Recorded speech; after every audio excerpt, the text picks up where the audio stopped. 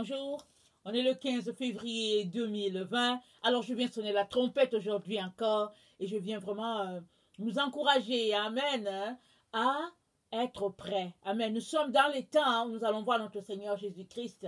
Alors ne t'arrête pas sur ce que les autres disent. Prends ta Bible, va prier, demande au Seigneur de te parler. Amen. Et le Seigneur te parlera. Et il te donnera de réaliser que nous sommes dans le temps. Et quand tu viens devant le Seigneur lui demandant de te parler, il est important que tu saisisses ceci. Tu as besoin de te débarrasser des vaines manières de vivre de ce monde. Alors, quand on s'approche de Dieu, on doit s'approcher dans une attitude de révérence. On doit s'approcher sachant qu'il est le rémunérateur de ceux-là qui le cherchent. Tu ne viens pas juste pour avoir une réponse et après tu t'en vas. Mais tu viens parce que tu as décidé de bâtir cette relation-là, et à ceux qui sont proches de lui, Dieu donne des secrets. Il communique des visions. Il donne la direction. Amen. Et je viens t'encourager. Nous sommes dans les temps de la fin. Ne te laisse pas voler ta place dans les cieux. Ne te laisse pas voler ta ou tes différentes couronnes. Très, très important, nous sommes dans le temps. Amen. Alors je viens continuer sur le thème que nous avons commencé, à savoir les 144 000 tous unis contre Jézabel. Alors, nous savons que tout est parti du jardin d'Éden et tout finira dans l'Apocalypse. Alors, Ève a reçu sa sentence après la chute. Alors Dieu a dit au serpent, il va mettre l'inimitié entre la femme et lui. C'est Dieu lui-même qui a fixé l'inimitié. Amen.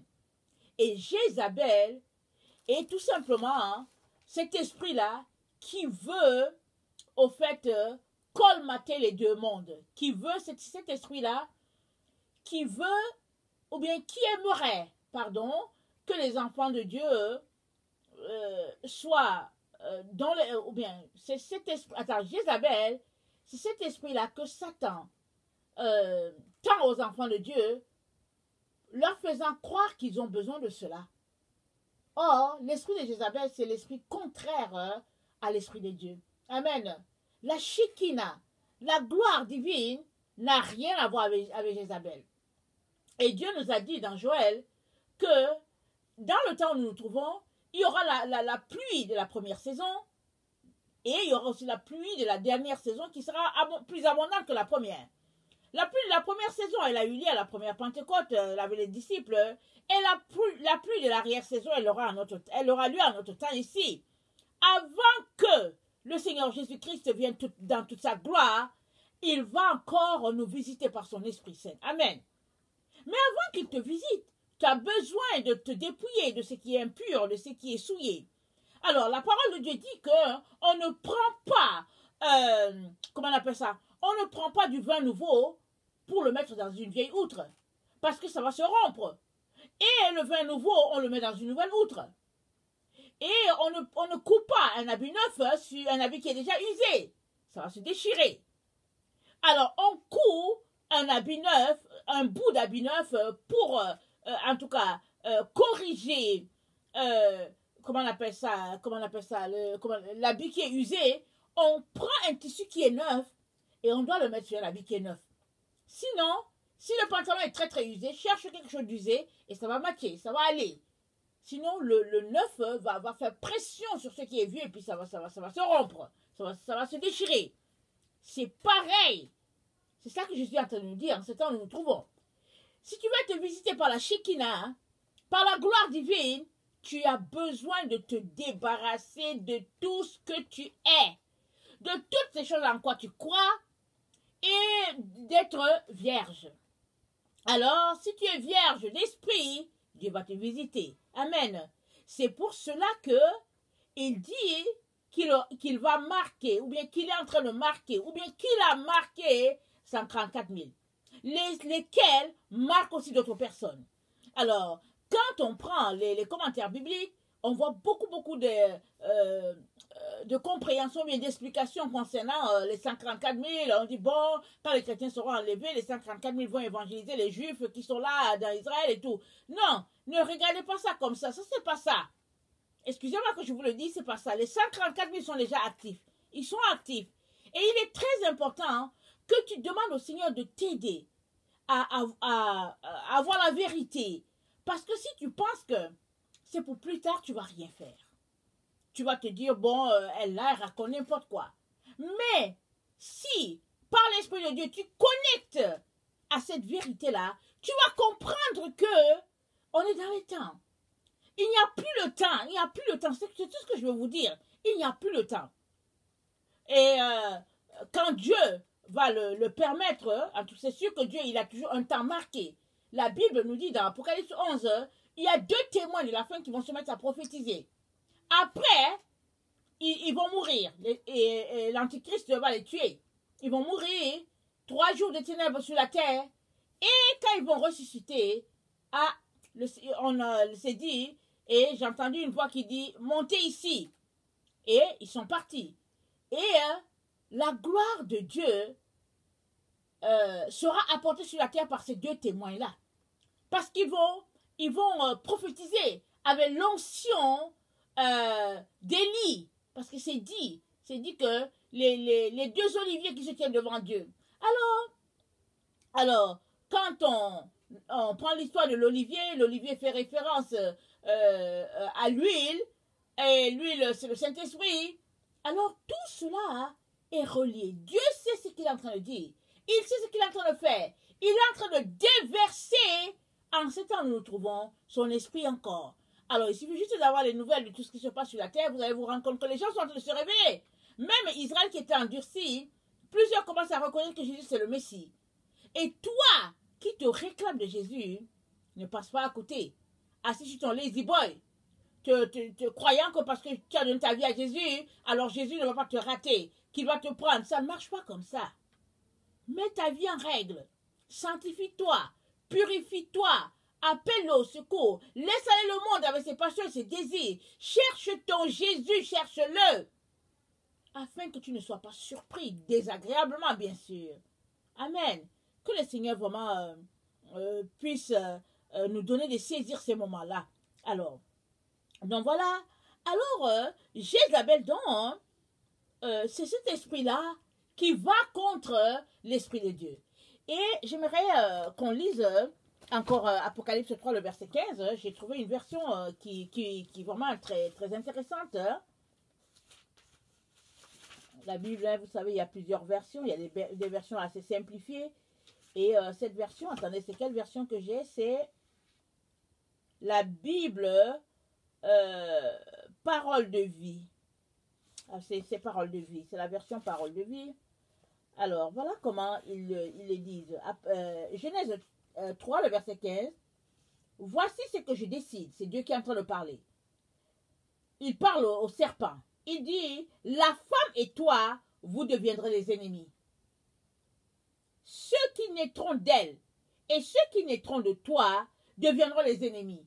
Dieu a établi, il dit, voilà ce que je décide. La femme et toi, vous serez des ennemis. Dieu l'a décidé. Tu ne peux pas te joindre à Jézabel et être en même temps enfant de Dieu. Dieu l'a décidé. Alors si, dans ta vie, Jézabel règne, tu te fais automatiquement ennemi de Dieu. Parce que Dieu a décidé que entre Ève et le serpent, il y a inimitié. Entre la descendance de Ève et la descendance du serpent, il y a inimitié. Entre la semence de Ève, la semence du serpent, il y a inimitié. Dieu a décidé. Il dit, et ceux qui naîtront de toi deviendront des ennemis. Ceux qui naîtront d'elle t'écraseront la tête. Attendez, il faut que je le lise bien. Voici ce que je décide, dit l'Éternel. La femme et toi, vous deviendrez des ennemis. Ceux qui naîtront d'elle et ceux qui naîtront de toi deviendront les ennemis. Ok. Ceux qui naîtront d'elle t'écraseront la tête.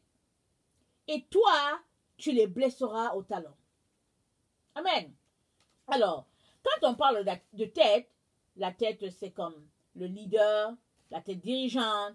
Et parce qu'il faut voir ça comme ça. Elle t'écrase dans la tête. On peut voir aussi comme de manière visuelle. On peut voir que bon, le serpent est là. Et quand il passe, on l'écrase la tête. Et puis bon, généralement, hein, un serpent, hein, tu ne peux pas mettre, je veux dire, tu ne peux pas mettre ton pied sur sa queue. Parce que si tu réussis à mettre le pied sur la queue, c'est sûr et certain qu'il va te mordre. Alors, pour viser la tête du serpent, en tout cas, il faut être habile. Question de dire que Dieu est en train de dire que c'est à la tête que tu vas finir avec cette affaire. Mais si tu mets ton pied sur la queue, le serpent va t'avoir. Et il dit au serpent, toi là, tu vas blesser le talon de la femme. Alors, j'aimerais qu'on regarde ces deux mots-là avant d'aller plus loin. La tête, c'est là où il y a les prises de décision. C'est là où il y a l'élite qui conçoit intellectuellement. C'est le cerveau. C'est comme, regardez, dans Apocalypse 12, le dragon, il avait 7 têtes et, je pense, 10 couronnes. Attendez, je vais regarder rapidement, il ne faut pas que je dise n'importe quoi. Il faut toujours dire la vérité. Alors, on regarde rapidement. Apocalypse 12, le verset 3. Un autre signe parut encore dans le ciel, et voici c'était un grand dragon rouge, ayant 7 têtes et 10 cornes. Et sur les 7 têtes, non, et sur ces têtes, 7 diadèmes. Donc voilà, les diadèmes, ça fait référence au roi. Donc, c'est au niveau de la tête dirigeante. Dieu dit ça à la dame. Et il dit à la femme, il dit, tu lui écraseras la tête. C'est cette dirigeante-là. Il dit que la femme va écraser la tête. Et ça, il a dit ça dans Genèse, et ça va se retrouver dans Apocalypse, parce que le combat est là, on vient de le lire. On vient de lire Apocalypse 12. Et la tête là, le serpent qui avait une tête là-bas avec Ève, il s'est retrouvé à avoir 7 têtes. Et puis 10 diadèmes. Ça c'est gros. C'est pourquoi il est devenu dragon. Le serpent est devenu dragon. Et toute une machine, toute une organisation. Et Jésus dit à Ève, à la descendance de Ève, la descendance de Ève va écraser la tête de serpent. Et c'est le combat qui a se passé au niveau de l'Apocalypse 12. Amen. Alors, et il dit au serpent, tu vas blesser le talon de la femme. Alors, le talon, c'est la partie arrière du pied. Ça peut être aussi une souche. Alors, par exemple, quand on a un chéquier, on coupe une partie, tu le remets à la personne et il reste une souche. Il reste un bout qui prouve qu'au fait, il y a un chèque qui a été fait ici, tel numéro. Parce que toi, tu donnes le numéro et l'autre personne a l'autre numéro. Amen.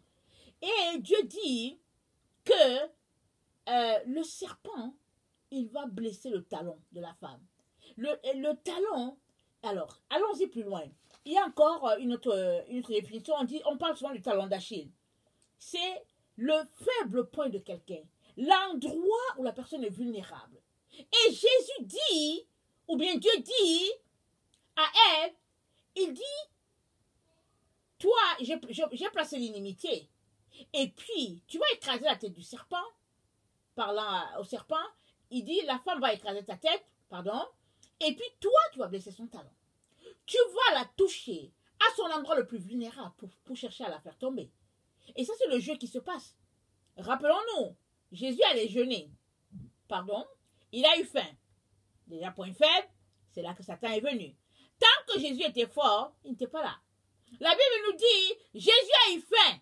Satan est venu. Si tu es fils de Dieu, si tu es fils de Dieu, si tu es fils de Dieu. Et les 3 fois, Jésus a rétorqué avec la parole de Dieu. Alors, qu'est-ce qu'il est en train de nous dire ici? Il est en train de nous dire qu'il a placé l'inimitié lui-même. Et il y aura ce combat perpétuel entre la femme et puis le serpent, tant et aussi longtemps qu'elle veut marcher selon Dieu. Il est en train de te dire que si tu veux accomplir ta mission sur la terre, il est très très important que tu t'éloignes du serpent. Et Jézabel symbolise le serpent. Jézabel, c'est toutes les divinités, toutes les entités démoniaques. Malheureusement, Jézabel a fait son entrée dans l'église. Elle est assise dans l'église. Elle fait les siennes. Et c'est pourquoi Dieu parle par la bouche de Jésus, une lettre à l'église de Thyatire, Apocalypse 2, et lui dit, en tout cas, tu laisses la femme Jézabel séduire mes serviteurs. Il dit, il faut que tu te répandes. Il dit à cette église-là, il faut que tu te répandes.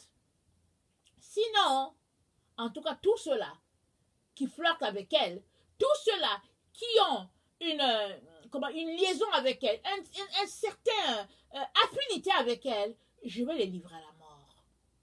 Parce que ce n'est pas possible d'être en même temps enfant de Dieu, en même temps enfant de Satan. Parce que moi, Dieu, j'ai déjà placé l'inimitié. Moi, Dieu, j'ai fait que vous êtes ennemis. Si j'ai établi que vous êtes ennemis, tu ne peux pas, en tant que mon enfant, devenir son ami. Tu peux être l'ami du serpent, c'est ça que tu es en train de faire. Mais malheureusement, dans notre vie, il y a beaucoup de points dans lesquels on est ami du serpent sans le savoir. Et Paul dit, illumine les yeux de mon cœur, que les yeux de mon cœur soient illuminés, afin que je puisse connaître l'espérance qui s'attache. Il écrit à l'église d'Éphèse, et c'est sa prière pour cette église-là. Il dit que Dieu illumine les yeux de votre cœur.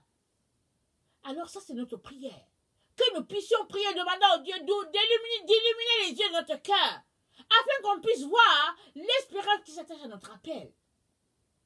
Parce que si les yeux de notre cœur ne sont pas illuminés, on peut penser être dans la vérité, alors qu'on est en plein dans le domaine du Satan. On est en plein sur le terrain du diable. Et nos églises ont été infectées. Que tu le veuilles ou pas, si tu ne veux pas l'entendre, c'est dommage. Mais si tu l'entends, tu vas chercher une solution pour toi-même. Tu vas prendre tes jambes à ton cou pour régler ta situation. Parce que Jésus ne vient pas sauver un groupe de personnes. Non. Il vient te sauver toi. Et il vient sauver l'autre. Ça veut dire quoi? Ça veut dire que c'est à toi de veiller sur ton âme. En cherchant à faire la volonté de Dieu, en venant devant lui pour dire, Seigneur, regarde-moi, sonde-moi, montre-moi où se trouvent les nœuds, aide-moi. Et tu fais ça, et l'autre fait, et finalement, on a un groupe de personnes sanctifiées. Mais Jésus ne vient pas sauver un groupe de personnes qui se retrouvent là, et puis qui sont un club, où les autres, ils marchent avec Satan, les autres, bon, ils sont perdus, on ne sait même pas qui ils sont, et puis tout est méli-mélo, et puis ils se regroupent au nom d'une dénomination, et puis ils sont là, ils disent que oui, Jésus va nous sauver les chrétiens, ça ne marche pas comme ça. La première église mise en place lors de la prêche de Pierre, c'était sous l'onction de l'Esprit de Dieu. La Shekinah est descendue, et il y a eu 3000 personnes en un seul jour.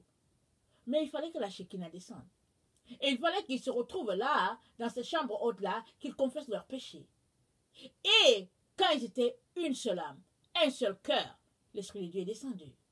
Mais il y avait deux personnes qui ont voulu jouer, en tout cas, qui ont voulu jouer avec l'Esprit de Dieu. Ils sont allés, ils ont dit, bon, on va faire comme les autres. Mais leur cœur n'était pas complètement converti. Ils ont vendu leur maison, ils sont venus. Et puis là, voilà, Pierre a demandé à Ananias, il a demandé est-ce que c'était Ananias? Oui, c'est Ananias et Séphira. Il a demandé à Ananias, est-ce que c'est à ce prix que vous avez vendu la maison? Il dit oui, pourtant il avait gardé une partie de l'argent. Il est tombé, il a expiré parce que Pierre lui a dit, comment tu as menti au Saint-Esprit?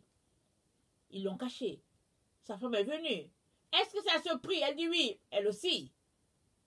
Et la crainte s'est emparée du groupe. Parce qu'on ne s'amuse pas à ternir l'image de Dieu, à ternir la gloire de Dieu. Ça, c'est très, très important. On ne s'amuse pas avec certaines choses. Dieu est Dieu. Et il est important qu'on s'examine. Parce qu'on ne se moque pas de Dieu. Ce qu'un homme aura sémé, il le mentionnera. On va tous mentionner ce que nous sémons en ce moment dans nos vies.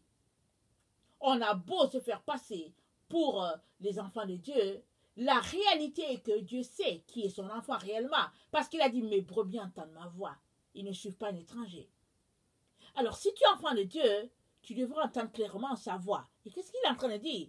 Il est en train de dire que si tu es son enfant, tu marches dans ses voies. Tu entends ce qu'il dit et tu es obéissant à ce qu'il dit. Or, il a dit à Ève, j'ai placé moi-même l'inimitié entre...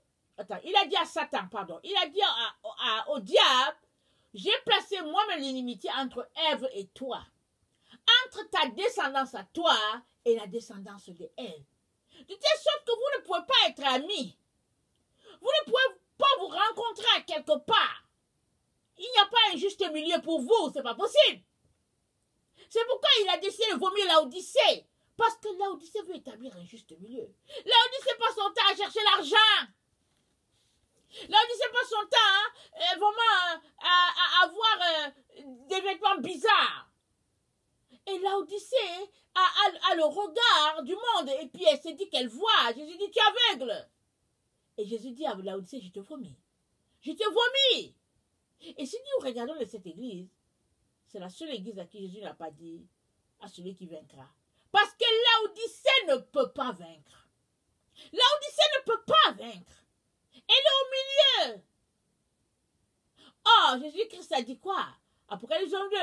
Que celui qui est souillé se souille encore. Que celui qui se sanctifie davantage.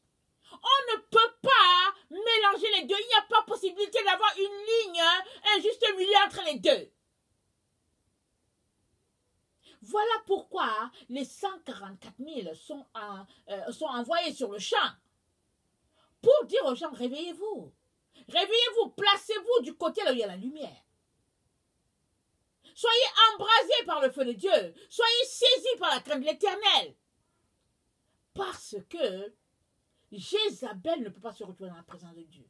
Si l'esprit de Jézabel est quelque part en toi, tu ne peux pas te retrouver dans la présence de Dieu. Ça reste sur la terre, ça sera brûlé, ça sera consumé. Parce que bientôt, Dieu va, comment on appelle ça? Il va assembler les grains. Et les mauvais grains seront brûlés. On est dans ce temps-là. On est dans ce temps-là. Arrête-toi. Examine-toi. Demande au Seigneur de te venir au secours. Et change ce qui a changé. Évidemment, à chaque fois qu'on prend une décision, l'ennemi va toujours venir nous amener à traîner dans notre décision, à traîner les pattes, ou bien il y a quelqu'un qui va venir nous faire croire que, bon, il ne faut pas exagérer, et puis les gens qui parlent comme moi, on les appelle les légalistes, toutes sortes d'histoires, mais t'arrêtes pas là. Il est question de sauver ton âme, et de sauver l'âme des tiens. Alors positionne-toi pour que cela soit possible. Parce qu'il n'y a pas de demi-mesure avec Dieu. Soit c'est ça, soit ça ne l'est pas. Alors souvent, on chérit la chair. On aime les choses de la chair. On se vautre dans la chair. Et on se dit, Jésus va comprendre, après tout, je l'aime. Jésus va comprendre, je me suis fait baptiser. Jésus va comprendre. Mais non. Jésus dit, sanctifie-toi. Que celui qui est saint se sanctifie. Et que celui qui est souillé se souille encore davantage. Alors, mors dedans pleinement dans ce que tu fais. À l'heure où nous nous trouvons, c'est ça qu'il dit. Amen. Alors, excusez-moi. Alors, le diable, il cherche toujours à nous attaquer à notre point faible, au niveau du talon. Et le Seigneur nous informe que ce combat-là, il va prendre fin à l'Apocalypse et nous sommes appelés à nous comporter comme la femme dans Proverbe 18, le verset 22. C'est dit, qui peut trouver une femme? Il a une faveur de l'Éternel. Proverbe 18, le verset 22. Et Dieu aimerait qu'on soit cette femme-là. Amen. Il aimerait qu'on soit cette femme-là. Parce que qui peut trouver une femme? Jésus aspire à une femme comme ça. Une épouse de cette trame-là. Alors si tu penses qu'il le mérite, débarrasse-toi de tout ce qui est souillé. Le Proverbe 31, le verset 25, on connaît bien le proverbe, n'est-ce pas? Le Proverbe 31, on connaît la femme vertueuse. C'est la femme vertueuse selon Jésus. Amen. Jésus aspire à une telle femme et je prie que tous nous soyons comme ça, hommes et femmes, vraiment versés dans la vertu pour notre Seigneur. Alors, Proverbe 31, le verset 25, ça me dit quelque chose.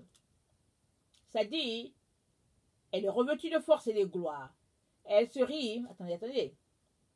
Proverbe 31, le verset 24. Elle fait des chemises et elle les vend. Et elle livre des ceintures aux marchands.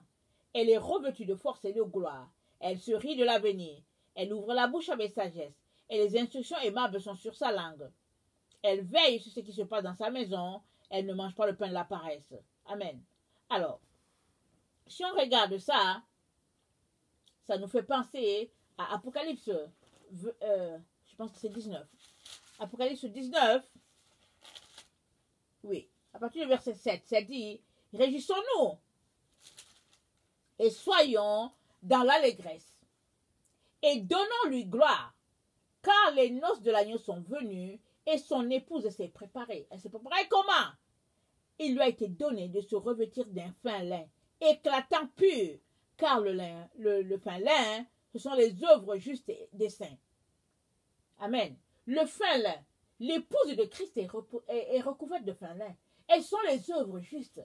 Alors toi et moi, nous sommes appelés à nous comporter vraiment selon les directives du Seigneur. De nous revêtir de tout ce que lui, il aimerait. Au lieu de perdre notre temps à nous revêtir de la télévision, des commérages et tout, il nous encourage à nous revêtir des œuvres de justice, de gloire. Alors la femme de Proverbe 31, elle a compris cela. La Bible nous dit, attendez, le verset 17 dit, elle scinde de force ses reins, elle a fermé ses bras, elle sent que ce qu'elle gagne est bon. Sa lampe ne s'éteint point pendant la nuit. Elle met la main à la quenouille, et ses doigts tiennent le fuseau. Elle tend la main au malheureux, elle tend la main à l'indigent. Elle ne craint pas la neige pour sa maison, car toute sa maison est vêtue de cramoisie. Elle fait les couvertures. Elle a les vêtements de fin lin et de pourpre. Son mari est considéré aux portes lorsqu'il siège avec les anciens du pays. Elle fait les chemises et les vents. Elle livre les ceintures aux marchands. Elle est revêtue de force et de gloire. Elle se rit de l'avenir. Voilà. Le Seigneur aimerait qu'on puisse se rire de l'avenir, sachant que notre vie est en sécurité entre ses mains. Mais pour cela, nous avons besoin de nous éloigner de Jézabel. Nous pouvons faire route avec elle. Ce n'est pas possible. Parce que, on va le lire encore, c'est sur ça que je vais vous laisser. Apocalypse 2, verset 18. Écrit à l'ange de l'église de Thyatire, voici ce que dit le Fils de Dieu, celui qui a des yeux comme une flamme de feu, et dont les pieds sont semblables à de l'airain ardent. Je connais tes œuvres, ton amour, ta foi, ton fidèle service, ta constance, et tes dernières œuvres plus nombreuses que les premières. Amen. Donc à Thyatire, elle fait quand même des œuvres. Un peu comme c'est recommandé. Comme quand l'épouse sera enlevée, il lui a été donné de se revêtir de fin lin. Ça, il n'y a pas de problème de ce côté-là. Amen. Mais, ce que j'ai contre toi, dit le Seigneur Jésus, c'est que tu laisses la femme Jézabel qui se dit prophétesse enseigner et séduire mes serviteurs pour qu'ils se livrent à l'impudicité et qu'ils mangent les viandes sacrifiées aux idoles. Il est important de s'arrêter pour savoir qu'est-ce que tu manges. Souvent les gens disent, oh, il ne faut pas exagérer, il ne faut pas exagérer. Qu'est-ce que tu manges comme viande? Prends la Bible, va lire les consignes de Dieu à Israël, tu verras la ligne de conduite pour ton alimentation. Et arrête de dire, oh non, je suis, au fait, on est sauvé, et puis bon, par Paul, il a dit, mangez de tout sans vous enquérir de rien. Paul, il était un apôtre pour les païens. Amen. Alors, il était juif, et Dieu l'a envoyé vers les païens. Pour ne pas mettre d'autres poids sur eux, il leur a enseigné à manger de tout sans acquérir de rien. Mais toi, là, qui marches avec le Seigneur depuis 30 ans, 40 ans, 50 ans, 20 ans, 10 ans, tu peux bien changer ton alimentation, non? Puisque, avec Jésus, il n'y a plus de juifs, il n'y a plus de grecs, il n'y a plus de femmes, il n'y a plus d'hommes. Mais tu peux t'arrêter et grandir. Tu n'as pas besoin d'aller dans une école pour grandir. Paul a parlé aux gens qui n'étaient pas juifs, mais toi, là, qui connais Jésus, toi-même, tu peux prendre ça et regarder pour dire s'il l'a dit, si c'est les consignes de l'Éternel à Israël, c'est que c'est aussi bon pour moi. Et ça l'est. Vraiment que le Seigneur nous donne de dépasser certaines choses et de choisir de grandir. Parce que souvent, en laissant des choses que nous pratiquons souvent, en laissant ces choses à tomber, on acquiert beaucoup de lumière. Et nous avons besoin de cette lumière-là, la lumière divine, la Shekinah de Dieu. Nous en avons besoin. Il est important qu'on laisse tomber tout ce qui est lourd, tout ce qui est poussière, afin que sa gloire puisse venir nous visiter. Amen. Que le Seigneur nous donne vraiment de saisir l'importance de se débarrasser de Jézabel. D'abord, de s'arrêter et de savoir est-ce qu'elle est là ou pas. C'est un esprit. Généralement, si tu passes ton temps dans les choses, la mode, la séduction de ce monde, les pantalons, les bijoux et je sais pas quoi, et puis les strings et puis toutes ces choses-là, Jézabel est en toi. Arrête-toi et puis change. Amen. Voilà, que le Seigneur vraiment puisse nous donner de soupirer à plus et qu'il nous donne de pouvoir nous repentir.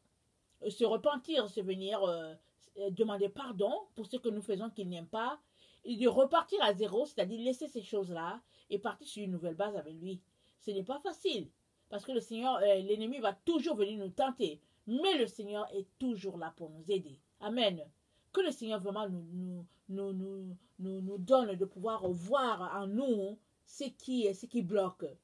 Il ne désire que cela. Mais toi, viens devant lui, supplie-le. Il va t'aider. Amen. Voilà, je vous aime beaucoup et Dieu davantage. Soyez bénis, ne vous découragez pas. Avançons ensemble et sa gloire va se répandre sur chacun d'entre nous. Soyez bénis. Maranatha, Jésus arrive. Amen.